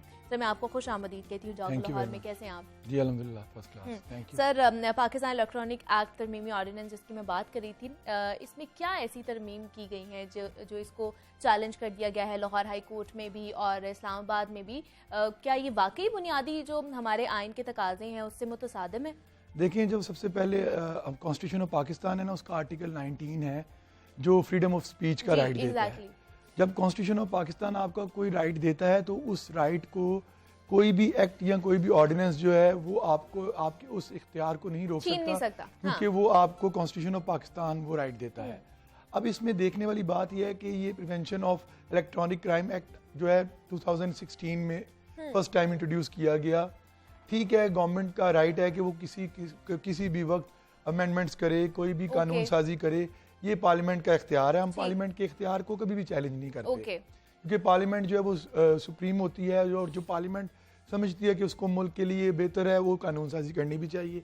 अब ज़रूरत इस बात की है कि टाइमिंग बड़ी इंपॉर्टेंट होती है कि किसी भी काम की टाइमिंग क्या होती है, गवर्नमेंट के एंगल से आपने देखना है। जब कॉन्स्टिट्यूशन ऑफ पाकिस्तान आपको आर्टिकल 19 में फ्रीडम ऑफ स्पीच का राइट देता है तो उसके साथ साथ मीडिया के ऊपर आप जब भी किसी भी वक्त कज़न लगाना चाहते हैं तो उसमें जो सबसे बड़ी पहली प्रॉब्लम आती है वो आती है कि आप मीडिया को रेगुलेट करना चाहते हैं तो उसमें आपने देखना है कि ऑलरेडी पैमरा जो है वो मौजूद है। अब पैमरा का क्या रोल है वो भी बड़ी इंपॉर्टेंट बात है। किसी भी शख्स को अगर वो अग्रीव्ड है किसी भी चैनल से, अगर वो समझता है कि किसी भी न्यूज़ से या किसी भी चैनल ने किसी भी ऐसी न्यूज़ से इवन वो उससे उसकी जो वो पर्सनैलिटी डैमेज हुई है या उसकी रेपुटेशन को लॉस किया गया है तो काउंसिल ऑफ कंप्लेंट है पैमरा की, जिसके अगेंस्ट वो पैमरा में काउंसिल ऑफ कंप्लेंट में कंप्लेंट फाइल करेगा। वो मैं किसी भी चैनल के, आपके चैनल में अगर कोई ऐसी खबर है जिससे डायरेक्टली या इनडायरेक्टली मैं हिट हुआ हूँ तो मेरे पास जो है वो राइट फोरम मौजूद है कि मैंने जाना है काउंसिल ऑफ कंप्लेंट में, जो रेगुलेट करता है पैमरा। ठीक है, उसके मेंबर्स होते हैं, मैं वहाँ पे जाके कंप्लेंट फाइल करूंगा। वो आपके खिलाफ जो भी कार्रवाई होगी चैनल के खिलाफ या प्रोग्राम के खिलाफ वो कर सकते हैं। उसमें वो आपको फाइन भी कर सकते हैं, वो आपका प्रोग्राम बंद भी कर सकते हैं। अच्छा। तो ऑलरेडी जो कानून है वो मौजूद था। अब यहाँ पे जो टाइमिंग है वो इसलिए ज्यादा कही जाती है बात कि वो इम्पोर्टेंट है कि एक्ट जो था प्रिवेंशन ऑफ इलेक्ट्रॉनिक क्राइम ये ऑलरेडी 2016 में था। अब इसमें अमेंडमेंट्स की गई, इसके सेक्शन 20 में अमेंडमेंट की गई। इसका सेक्शन 20 पहले कहता था कि कोई भी जो फेक न्यूज है, देखिए हमें फेक न्यूज को रोकना चाहिए, हम इस बात के कभी भी अगेंस्ट नहीं है। As a law knowing citizen of Pakistan या आप मीडिया से रिलेटेड हैं, हमारा काम कभी भी फेक न्यूज को प्रमोट करना नहीं है। बिल्कुल ऐसे एग्जैक्टली। और ये हमें हमारे इदारे भी इस चीज से रोकते हैं। मतलब मेरा अगर मैं कोई भी ऐसी फेक न्यूज स्प्रेड करूंगा जो कि नॉर्मली सोशल मीडिया के थ्रू की जाती है, उस पे आपको आपके पास वहां पे भी फोरम मौजूद है। अगर कोई फेक न्यूज आती है तो आप FIA में कंप्लेंट फाइल कर देते हैं। अब प्रॉब्लम यहाँ पे ये है कि आपने एक डर बैठाने की कोशिश की है। अच्छा। आपने डायरेक्टली आर्टिकल 19 को रोकने की कोशिश की है। आपने एक जुर्म ऑलरेडी 2016 के एक्ट में उसकी सजा सेक्शन 20 में थी 3 इयर्स। आपने ऑर्डिनेंस के थ्रू उसकी जो सजा है उसको 5 साल कर दिया। और आपने उसमें अमेंडमेंट करके आपने उसको नॉन बेलेबल कर दिया। बिल्कुल अब देखिए नॉन बेलेबल बड़े सेंसिटिव क्राइम्स जो होते हैं वो नॉन बेलेबल होते हैं। आप एक शख्स को रोकने के लिए, मैं डायरेक्टली किसी को हिट नहीं करता, क्योंकि गवर्नमेंट में जब भी कानून साजी की जाती है, जैसे आपने प्रोग्राम के स्टार्ट में कहा, वो हमेशा से वही जमात जब अपोजिशन में होती है तो उसको बुरी लगती है। हाँ। और जब वो गवर्नमेंट में आ जाती है वो वही कानून साजी करती है। और ये कानून साजी होती भी हमेशा एक शख्स को बचाने के लिए। अच्छा। जो सबको पता होता है वो या पार्टी हेड होता है या प्राइम मिनिस्टर होता है। बात हमें हर वक्त ये देखना है कि आज हम गवर्नमेंट में, कल हम ऑपोजिशन में होंगे। आज की ऑपोजिशन कल की गवर्नमेंट होगी। बिल्कुल ऐसे और आप ऐसी कानून साजी करके इतना सख्त मैसेज दें कि आप उस जुर्म को नॉन बेलेबल कर देंगे। हाँ। ये this is very non bailable. और जैसे अभी आपने बात की कि सजाएं जो है वो पहले 3 साल थी, वो 5 साल तक बढ़ा दी गई है और ऑपोजिशन इस पर बहुत ज्यादा तनकीद कर रही है। और उनका ये है कि इस ऑर्डिनेंस में जो फेक न्यूज की तारीफ है वो ही मौजूद नहीं है।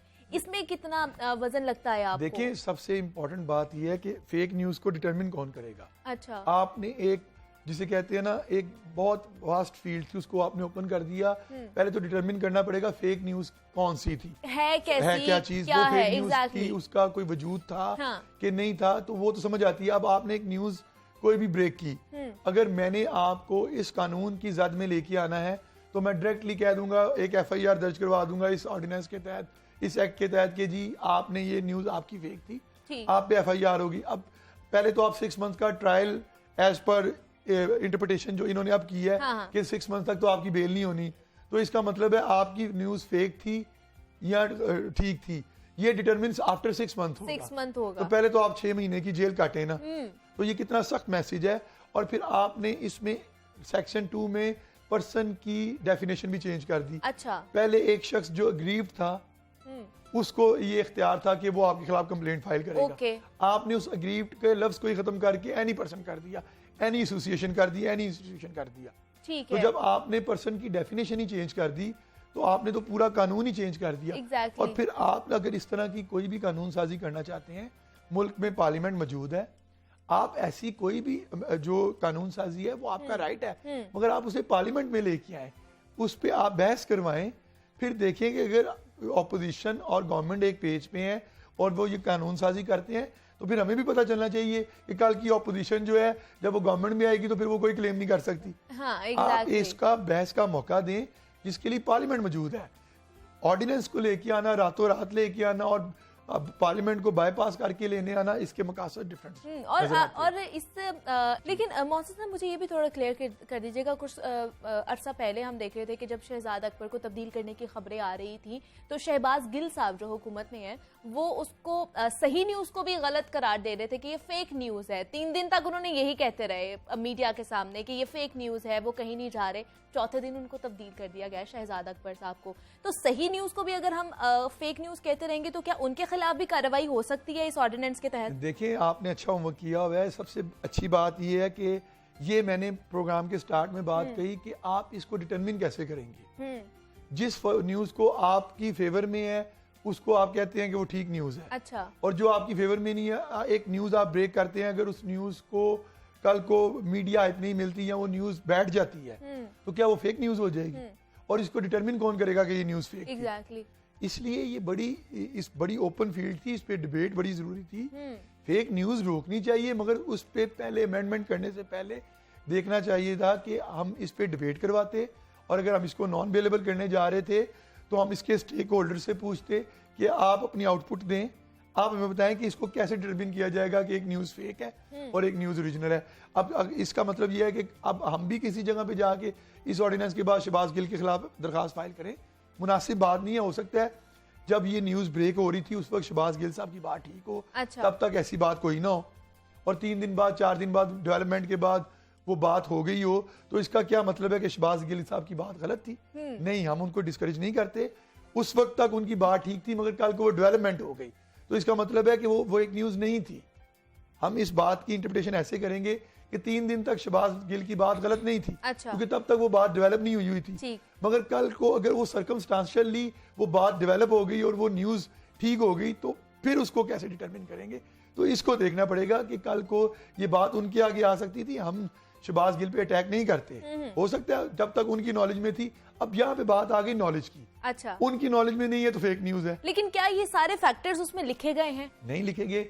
यही बात ठीक थी कि इस पे डिबेट होनी चाहिए हाँ। थी कि अगर एक क्योंकि अब अगर टीवी चैनल्स पे यहाँ पर खबरों में एक खबर चल रही है तो जो हमारे रिपोर्टर्स होते हैं, जो हमें खबर दे रहे होते हैं, खबर दे रहे होते हैं, वो अपना जो सोर्स है वो नहीं शो करते हैं। तो ऐसे तो फिर किस तरह उनको कहा जाएगा? ये तो कहा जाएगा कि ये फेक न्यूज है। तो इसलिए तो मैंने आपको प्रोग्राम में कहा कि इसका मतलब है कि हमने आपकी खबरों को ही ब्रेक लगा दिया है। एक खबर ब्रेक करने से पहले आप पहले अपना होमवर्क करेंगे, यानी कि इन्होंने एक डर बैठा दिया मीडिया के ऊपर कि आपकी किसी भी खबर को ऐसे तो फिर कोई तनकीद ही नहीं कर सकता। तो यही बात है ना कि इन्होंने आपके जिसे कहते हैं ना आर्टिकल 19 फ्रीडम ऑफ स्पीच को ही ब्रेक कर दिया। इन्होंने आपके उस आर्टिकल को सस्पेंड करने की कोशिश की है, जो कि मार्शल लॉ में भी नहीं हो सकता, कि फ्रीडम ऑफ स्पीच का जो आपको इख्तियार है, इस पे जजमेंट, बल्क ऑफ जजमेंट है ऑनरेबल सुप्रीम कोर्ट पाकिस्तान की, कि इवन गवर्नमेंट, इवन किसी भी इदारे को कोई इख्तियार नहीं है कि वो आपके फ्रीडम ऑफ स्पीच को के ऊपर कसगन लगा सके। बिल्कुल तो ऐसे ही है। इनडायरेक्टली तो ये आर्टिकल 19 की वायलेशन है कि आपने आर्टिकल 19 के ऊपर ही कसगन लगाने की कोशिश की है। तो ये तो पूरी डिबेट थी। इस तरह तो ये मुझे नहीं समझ आती कि ये जो कानून है और ये जो ऑर्डिनेंस है ये स्टैंड भी कर सकता है कि नहीं कर सकता। ठीक है जी, हमारे साथ एडवोकेट ख्वाजा मोहसिन अब्बास मौजूद थे, secretary Lahore high court bar association है। सर बहुत शुक्रिया आपके वक्त का, आप यहाँ पर आए हैं और बड़ा इंपॉर्टेंट टॉपिक था ये जो नया ऑर्डिनेंस लाया गया है हुकूमत की तरफ से, उस पर हमने बात की है कि सहाफ़ियों की आवाज़ को दबाया जा रहा है इस ऑर्डिनेंस के ज़रिए, क्योंकि फ़ेक न्यूज़ के हवाले से कोई भी डिटर्मिन नहीं की गई है कि किस तरह की फ़ेक न्यूज़ होनी चाहिए, किस तरह के फैक्टर्स होने चाहिए, तभी उसको फ़ेक न्यूज़ डिक्लेयर किया जाएगा। तो इस हवाले से जो है इस ऑर्डिनेंस को चैलेंज भी किया गया है लाहौर हाई कोर्ट में और इस्लामाबाद हाई कोर्ट में। इस पर हमने डिटेल में बात की। अब आगे बढ़ते हैं और यहाँ पे मुझे एक छोटी सी ब्रेक लेनी है, आपने कहीं नहीं जाना, मिलते हैं इस ब्रेक के बाद।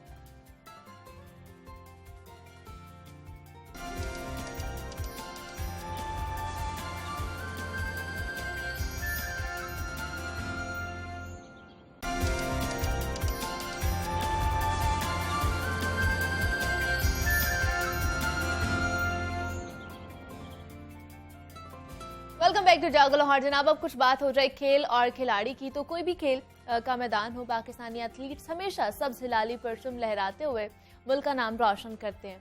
लेकिन बॉडी बिल्डिंग में पाकिस्तान पीछे था। अब इस मैदान में भी पाकिस्तानी बॉडी बिल्डर्स ने अपनी कामयाबी के झंडे गाड़ना शुरू कर दिए और तकरीबन तमाम कैटेगरीज में पाकिस्तानी बॉडी बिल्डर्स का नाम गूंज रहा होता है। और नेशनल मुकाबले हो जाएं या फिर इंटरनेशनल, पाकिस्तानी बॉडी बिल्डर्स अपना लोहा मनवा कर ही रहते हैं। और खुशाइन बात यह है कि अब पाकिस्तान में भी बॉडी बिल्डिंग मुकाबलों के इनेकाद का सिलसिला एक तवातर के साथ जो है वो जारी है। और गुज़श्ता हफ्ते भी लाहौर में पाक चैंपियन क्लासिक फिजिक और मैन फिजिक के मुकाबलों का इनेकाद हुआ, जिसमें पाकिस्तान भर से बॉडी बिल्डर्स शामिल हुए इस मुकाबले में। और मिस्टर पाकिस्तान मैन फिजिक का मुकाबला सियालकोट से ताल्लुक रखने वाले तनसाज अरसलान बेग ने अपने नाम किया। तो ये मुकाबला कितना मुश्किल होता है और इसके लिए कितनी तैयारी करनी पड़ती है, अच्छी और पुरकशिश बॉडी बनाने के लिए कितनी मेहनत करनी पड़ती है, ये उन्हीं की ज़बानी जानते हैं। हमारे साथ इस वक्त अरसलान बेग ही मौजूद हैं, मिस्टर पाकिस्तान है। अरसलान, मैं आपको खुश आमदीद कहती हूँ जागो लाहौर में। कैसे हैं आप? जी अल्हम्दुलिल्लाह मैं ठीक। सबसे पहले तो आपको बहुत मुबारकबाद कि आपने ये टाइटल अपने नाम किया है। मुझे बताइए कितना मुश्किल ये था मुकाबला जीतना? जी मैम, ये बस ये समझ लें कि आपको अपनी लाइफ के सारे मज़े, आपको लाइफ की सारी इंजॉयमेंट्स ख़त्म करके ये फिर आपको इस तरफ आना पड़ता है। सारी डाइट प्लान्स, ये वो सारे दोस्त वगैरह जिस तरह सब खा पी रहे होते हैं, हम बस पास बैठ सकते हैं, खा पी कुछ नहीं सकते।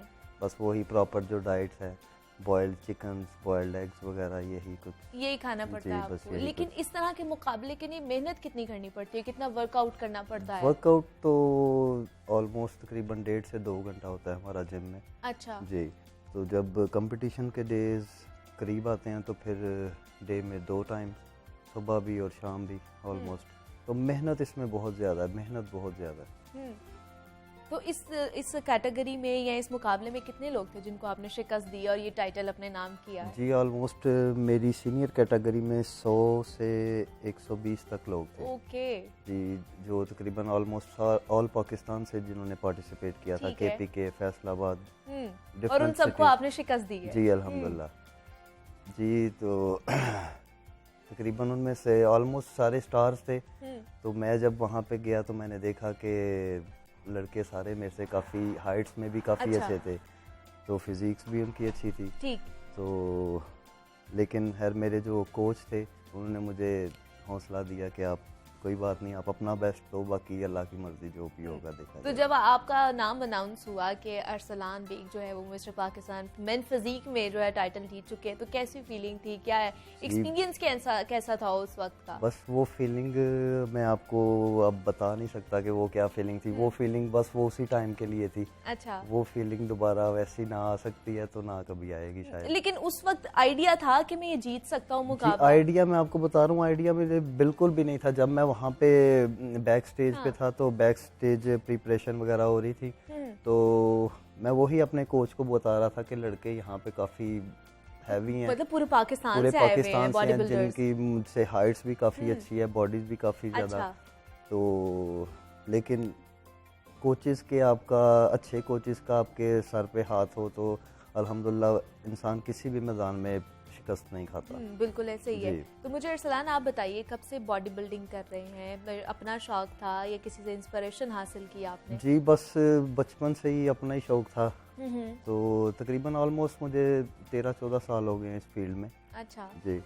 तो बीच में कुछ मैं आउट ऑफ कंट्री चला गया 5-6 साल वहाँ पे, तो वो फिर गैप आ गया, ब्रेक आ गया। फिर उसके बाद मैं तकरीबन ऑलमोस्ट 2 साल से फिर फील्ड में इन हुआ प्रॉपर तरीके से। अब मैं कोचिंग भी कर रहा था। ओके। जी। तो फिर सोचा, सारे फ्रेंड्स वगैरह ने कहा कि आप क्यों ना किसी कंपटीशन में पार्टिसिपेट अच्छा। करें। तो फिर बस तो इसी ये तरह। फर्स्ट कंपटीशन था आपका? जी। या इससे पहले भी आप जी पहले करते थे कंपटीशन, लेकिन वो इस लेवल के नहीं थे होते। अच्छा। बिल्कुल माइनर से। लेकिन ये जो प्रॉपर पाक चैंपियंस का स्टेज था बहुत अच्छा, बहुत ही यानी कि हमारे लिए मोटिवेटिव था। तो बस ये समझ लें कि मेरा ऑलमोस्ट फर्स्ट टाइम ही था। अच्छा, लेकिन इससे पहले जैसे मैं बात करी थी कि बॉडी बिल्डिंग के हवाले से इस तरह के कॉम्पिटिशन्स नहीं करवाए जाते थे। जी, अब जी। इसके जी, बाकायदा बिल्कुल। तौर पर इनका इनकाद किया जा जी रहा है। बिल्कुल बिल्कुल। और पहले तो ये था ना कि काफ़ी प्लेयर्स वगैरह की कोई इतनी दिल आज़ारी भी की जाती थी, वो मेरिट पे मोटिवेट नहीं किया जाता था मोटिवेट उन्हें, भी नहीं हाँ। था होता। और दूसरा ये है कि मेरिट पे डिसीजन जो है ना मेरिट पे नहीं होता। अच्छा। लेकिन ये जो पाक चैंपियन का स्टेज था, इस पे अल्हम्दुलिल्लाह मुझे समझ लें कि 100% अब यकीन हो गया कि बिल्कुल मेरिट पे फैसला होता है। अच्छा। क्योंकि मेरे साथ जो लास्ट टॉप 3 या टॉप 5 थे, वो समझ लें कि ऑलमोस्ट वो पहले से ही स्टार्स हैं, ऑलमोस्ट 3 टाइम्स चैंपियंस हैं वो। ओके। जी। तो जब मेरा नाम अनाउंस हुआ तो फिर एक तो खुशी तो बड़ी हुई, लेकिन बाद में मुझे ये रियलाइज़ हुआ कि वाकई मेरिट पे फैसला जो है ना वो वाकई कुछ ना कुछ होता है। बिल्कुल ऐसे ही है। तो मुझे बताइए अरसलान, फिर डाइट के हवाले से हमें थोड़ी सी डिटेल में बताइए, किस तरह की डाइट बॉडी बिल्डर्स जो खाते हैं लेनी पड़ती है? क्या क्या खाना पड़ता है आप लोगों को? जी हमें तो बस समझ लें कि बॉयल्ड चीज़ें ही खानी पड़ती हैं। अच्छा। Boiled egg whites, boiled chicken. अगर आप बीफ साइकिल में हैं तो आप बीफ साइकिल में रहेंगे। ठीक है। लास्ट मोड ऑलमोस्ट कंपटीशन के लास्ट डेज में तो चिकन और फिश वगैरह ही बॉयल्ड या ग्रिल्ड चलती है। तो बॉयल्ड एग्स वगैरह सिर्फ मतलब यही साल आपने खाने हैं जब जी, तक आपने बिल्कुल। बॉडी बिल्डिंग करनी है? जी जी बिल्कुल। कार्ब्स होते हैं तो वो कार्ब्स आप रोटी चावल वगैरह कुछ टाइम तक तो ले सकते हैं, लेकिन अच्छा। एंड वाले डेज में कार्ब्स भी बंद हो जाते हैं। चावल रोटी वगैरह बिल्कुल बंद। अच्छा। वो सिर्फ आपने वो ड्राई बॉयल्ड एग्स और फिश वगैरह वो ही खाना है बस। तो ये आदत हो जाती है फिर जी, आप लोगों बस को, आदत या हो- फिर कभी कभी दिल करता है कि कुछ और भी नहीं। खा लें? मतलब हम अगर मैं लाहौरियों की बात करूं तो बड़े चटखोरे हैं, जी, जी, बिरयानी बाकी सारे मसालेदार चीज़ें आपको पता है उनको खाने के शौकीन होते हैं, तो इस तरह की चीज़ें फिर आप लोग नहीं खाते? जी जी खाने का शौकीन तो सियालकोट वाले भी अल्हम्दुलिल्लाह बहुत ज़्यादा हैं। लेकिन है। ये है कि वो जब एक आपका एक टारगेट हो, एक गोल हो, तो उसको अचीव करने के लिए तो फिर काफ़ी कुछ मेहनत करनी पड़ती है, काफ़ी यानी कि आपको सेक्रीफाइसेस करने पड़ते हैं। हाँ। तो बस तो डाइट के साथ और भी चीज़ें आप सप्लीमेंट्स वगैरह और जी चीज़ें, वो सप्लीमेंट्स लेते हैं आप वगैरह लोग? जी वो सप्लीमेंट्स वगैरह तो लाजमी है ना। अगर आप कंपटीशन प्रोफेशनल लेवल्स पे अगर आप जाएंगे तो आपको ये प्रोटीन्स वगैरह सप्लीमेंट्स वगैरह ये आपको डेफिनेटली यूज़ करने पड़ेंगे। लेकिन अरसलान, बहुत से यंगस्टर्स कह लें, यहाँ पर बहुत से बॉडी बिल्डर्स हैं, वो अपनी बॉडी को इन्हांस करने के लिए, बनाने के लिए स्टीरॉइड्स का भी इस्तेमाल जी, जी। करते हैं। तो ये नुकसानदेह है? कितने नुकसानदेह हैं ये जी, जी, आप हमें स्टीरॉइड्स बताइए, और तो- आप क्या यूज़ करते हैं? जी जी बिल्कुल। स्टीरॉइड्स तो बिल्कुल ही एक इंसानी सेहत के लिए बहुत नुकसानदेह है। आपको फिल वक्त तो आपको फ़ायदा हो जाएगा, लेकिन अच्छा। कुछ टाइम के बाद आपको उसके नुकसान आहिस्ता आहिस्ता आहिस्ता आहिस्ता पता चलने शुरू हो जाएंगे, जिसका सबसे मेन इफेक्ट होता है आपके लिवर पे। ओके। मेन ये आपका लिवर जो है ना डैमेज करना शुरू कर देता है। अच्छा। कुछ चीज़ें आपका ब्लड की आपकी सर्कुलेशन भी थोड़ी सी तेज़ हो जाती है। अच्छा, ठीक है। आपका ब्लड भी थोड़ा सा थिक हो जाता है, जो आपके हार्ट अटैक का बायस भी बन सकता है। तो लेकिन बहुत से जो यंगस्टर्स हैं खासतौर जी, पर, वो जी। आप लोगों को देखते हैं तो उनका होता है कि दिनों में ही हमारी बॉडी बन जी, जाए, जी। और हम लोग फिर बहुत से ट्रेनर्स हैं उनको स्टीरॉइड्स पे भी लगा जी, देते जी, हैं बिल्कुल कि ऐसे ही जल्दी है। जल्दी इनकी बॉडी बन जाए। तो ये बिल्कुल। बहुत नुकसानदेह है उनके लिए। बिल्कुल बहुत नुकसानदेह। अब मुझे आप देखें, मुझे तकरीबन ऑलमोस्ट 13-14 साल हो गए हैं, तो मुझे देख के लोग कहते हैं कि इतनी देर में तो बंदा इतनी इतनी बड़ी बॉडी बना लेता है, ये कुछ कर लेता है वो। अगर तो मेरा नेचुरल है, मेरा अल्हम्दुलिल्लाह इतना ही ठीक है। मतलब नेचुरल तरीके से भी हम अच्छी बॉडी जी बना सकते हैं। अल्हम्दुलिल्लाह नेचुरल तरीके से भी बन जाती है, लेकिन ये है कि उस पर थोड़ा सा आपको टाइम लगता है, थोड़ा सा वेट करना पड़ता है। लेकिन ये है कि स्टीरॉइड ज़रा फास्ट प्रोसेस है, तो नेचुरल ज़रा आपका वो स्लो प्रोसेस आ जाता है। तो स्टीरॉइड से इज्तनाब ही करना चाहिए, जी और खासतौर पर जो बिल्कुल यंगस्टर्स हमें देख रहे हैं। यंगस्टर्स को तो बिल्कुल भी नहीं ना, प्रोफेशनल लेवल्स पे तो एक और हिसाब है। अच्छा, प्रोफेशनल लेवल्स पे वो प्रॉपर एक डॉक्टर के प्लान से आप उस हिसाब से आप चलते हैं। लेकिन आप ये जो यंगस्टर्स देखो, कभी उसको देख के उसको देख के हाँ। वो ये इंस्पिरेशन नहीं है, ये आप अपने आप को नुकसान देंगे। अपनी सेहत के साथ खिलवाड़ कर बिल्कुल, रहे हैं, बिल्कुल आपको नहीं ऐसे पता कि वो किस तरह रिएक्ट कर सकती जी, है, बिल्कुल। तो इससे इज्तनाब ही करें। बिल्कुल। दूसरा मुझे बताइए कि बहुत से जब यंगस्टर जाते हैं, और वो चाहे मर्द हो या पे ख़वातीन हो, जिम के हवाले से मैं आपसे पूछना चाह रही हूँ कि वो किस तरह की एक्सरसाइज करनी चाहिए अगर इनिशियल स्टेज पर उन्होंने करनी है, क्योंकि जब वो जाते हैं तो एकदम हैवी एक्सरसाइज करते हैं तो उनको बहुत सी दर्दें भी निकल आती वो हैं। क्रैम्प्स वगैरह ये वो चीज़ें, वो तो फिर जाहिर सी बात है, एकदम आप जाके हैवी वेट्स करेंगे तो फिर आपको ये चीज़ें तो फेस करनी पड़ेंगी। तो आप जैसे कोचिंग भी कर रहे हैं, जी, ट्रेनर भी बिल्कुल। है, तो किस तरह की इनिशियल स्टेजेस पे हमें बिल्कुल आपको exercise स्टार्ट में सबसे पहले मेन चीज़ है ये आपका सबसे पहले आप अपना डाइट प्लान करें। ठीक है। डाइट प्लान आपका ठीक है तो सब कुछ ओके है, फिर आप ट्रेनिंग भी प्रॉपर तरीके से कर सकेंगे, सब कुछ होगा। लेकिन ये जो जिम में जाके स्टार्ट जो करते हैं, इनको आप ठीक है। स्टार्ट वालों को आपको चाहिए लाजमी लाइट वेट से अपना स्टार्ट किए करें। तो हैवी ज्यादा नहीं इनिशियल स्टेजेस पे ही आपको उठाना बिल्कुल चाहिए। बिल्कुल। आप अगर प्रोफेशनल लेवल्स पे अगर जाना चाहते हैं या उस लेवल पे आप चले गए तो फिर आप उस लेवल को टच करें, वरना नॉर्मली लाइट वेट बिल्कुल ओके है। एक आदमी की फिटनेस के लिए आपका डाइट प्लान अच्छा हो तो वो बिल्कुल ओके है।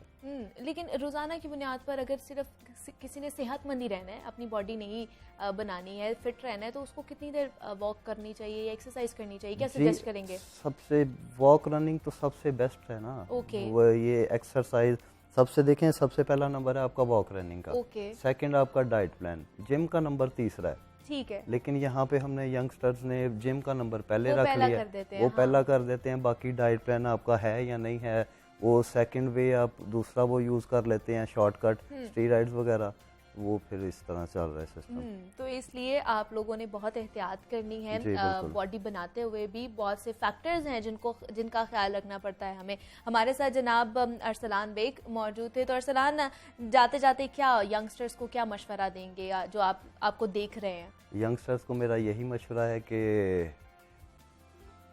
अपने डाइट प्लान पे ध्यान दें। मतलब अगर वो कंपटीशन में आना चाहते हैं तो फिर उनको किस तरह का मशवरा कंपटीशन में आना चाहते हैं तो वो फिर आप प्रॉपर वे से आप किसी कोच को हायर करें, वो आपको उस लेवल से उस हिसाब से चलाए। अगर आप खुद अपने तरीके से कर रहे हैं तो वो बिल्कुल भी गलत है। वो फिर नहीं हो जी, सकता। बिल्कुल। तो ट्रेनिंग लेना बहुत जरूरी है। ट्रेनिंग तो लाजमी है ना, ट्रेनिंग के बगैर तो आप कुछ भी नहीं कर सकते। ठीक है जी।